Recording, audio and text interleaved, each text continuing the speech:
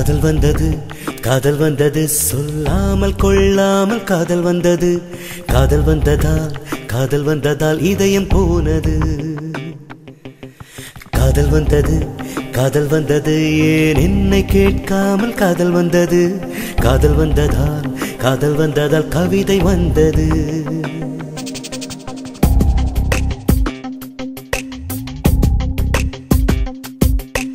தை மாதம் 6ஆம் தேதி ஞாயிறு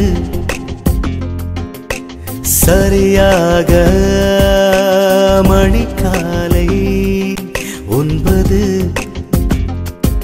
அன்று என்னை அறியாமல் காதல் வந்ததடி எனக்கு